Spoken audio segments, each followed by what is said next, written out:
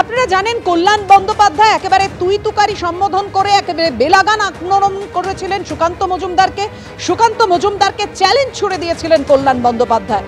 আর এবার সেই চ্যালেঞ্জ গ্রহণ করে সুকান্ত মজুমদার তিনি আজকে পৌঁছে গেলেন শ্রীরামপুরে। তৃণমূলের সাংসদের চ্যালেঞ্জ গ্রহণ করে বাইকে চড়ে এলাকা ঘুরলেন সুকান্ত মজুমদার।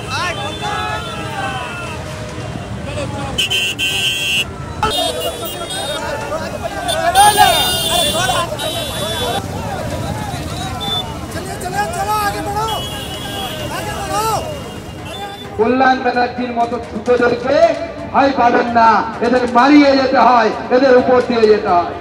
আজকে আমি ওনার মন্ত্র দিয়ে ওনাকে বলছি, কল্যাণ কল্যাণ ডাক পারি, কল্যাণ গেল কার বাড়ি? খুঁজে পাওয়া যাচ্ছে না তো, পেয়েছেন? কালকে এত বড় বড় কথা বললো সে সুকান্ত মজুমদার, এসে ভাষণ দিয়ে আর বেরোতে দেবো না, এত কম, এই করবো, হ্যাং করবো, ত্যান করবো। কল্যাণ কল্যাণ ডাক পারি, কল্যাণ গেল কার বাড়ি? আই কল্যাণ দেখে যা বিজেপির ক্ষমতা। ভেবেছিলাম আজকে যে কল্যাণরা দাঁড়িয়ে থাকবেন হাতে বন্দুক, বাজুকা, টামান নিয়ে, দেখতে পেলাম না। আমি তখন বারবার রাস্তার চারদিকে আস্তে আস্তে দেখছিলাম, কোথায় কল্যাণদা, কোথায়? পাচ্ছি না খুঁজে। কল্যাণদা বলে চিন্তা করলাম গাড়ি থেকে, কোথাও খুঁজে পাওয়া যাচ্ছে। আজকে তো কিটকিট শুরুই করতে পারলেন না, ওকে গুটি ফেলে মানে আপনি আউট হয়ে গেলেন। তার আগে আউট বলছেন যে না আমি ময়দানে নেই। শ্রীরামপুরে গিয়ে বাইক র্যালি করে পাল্টা চ্যালেঞ্জ ছুড়ে দিয়েছেন সুকান্ত মজুমদার। আর আজকে আবার নিশানা করলেন সুকান্ত মজুমদার, অর্থাৎ কেন্দ্রীয় শিক্ষা প্রতিমন্ত্রীকে কল্যাণ বন্দ্যোপাধ্যায় আজকে বলছেন, আবারও বলছি সুকান্তকে ফিরে যেতে দেব না। সুকান্ত মজুমদার আমার পায়ের তলায় থাকে, সুকান্ত মজুমদারকে ফু দিয়ে উড়িয়ে দেব।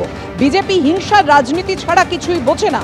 নরেন্দ্র মোদী না থাকলে এদের কুকুর বিড়ালে টেনে নিয়ে যাবে। এসআইআর এ একটা কারো নাম কাটতে দেব না। সুকান্ত মজুমদার কি বলেছিল?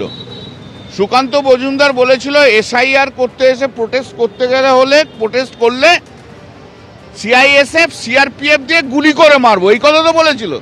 সেই প্রসঙ্গে আমার কথা, তো এসআইআর করতে এসে নাম, বৈধ ভোটারদের নাম কেটে ও সিআইএসএফ আর সিআরপিএফ নিয়ে শ্রীরামপুরের একটা মানুষকে গুলি করে মারুক না, সুকান্ত মজুমদারকে ঘর ফিরে যেতে হবে না। আবার বলছি, থেকে নাম কেটে দিয়ে ও সিআইএসএফ সিআরপিএফ নিয়ে এসে শ্রীরামপুর পার্লামেন্টে একটা মানুষকে গুলি করে মারুক, সুকান্ত মজুমদারকে বাড়ি ফিরে যেতে দেব না। এই যে বাকযুদ্ধ, এই যে তর্ক বিতর্ক লড়াই, এটা কিন্তু আজকের নয়, ঘটনার সূত্রপাত ঠিক কোথা থেকে। এবার দেখাবো সুকান্ত মজুমদার বনাম কল্যাণ বন্দ্যোপাধ্যায়, দেখুন। আর কত লন্ডভন্ড করতে পারেন আমরা দেখবো। আর আমি সাধারণ মুসলিম ভাইদেরকে, যারা আমাদেরকে ভোট দেন না, তাদেরকেও বলছি, তৃণমূলের নেতাদের কথায় রাস্তায় নামবেন না। রাস্তায় নামলে সেন্ট্রাল বাহিনী নামবে, যেরকম মুর্শিদাবাদে নেমেছিল। যদি ভ্যান্ডালিজম করেন, দোকান ঘর পোড়ান, বাড়িতে আক্রমণ করেন, তৃণমূলের কোন নেতার ছেলের জীবন যাবে না।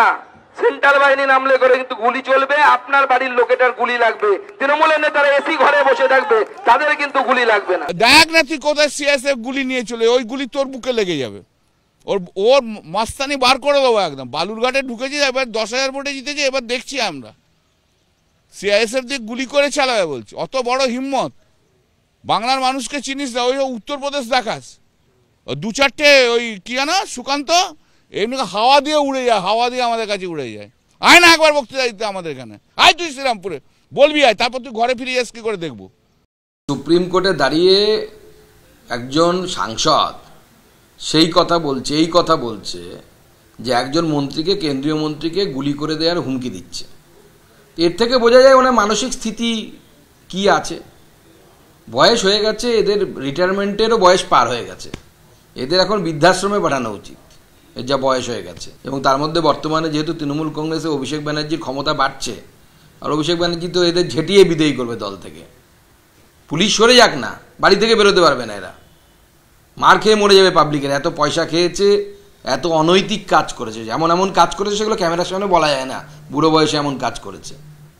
তো যাই হোক, আমি ওনার চ্যালেঞ্জটা নিচ্ছি।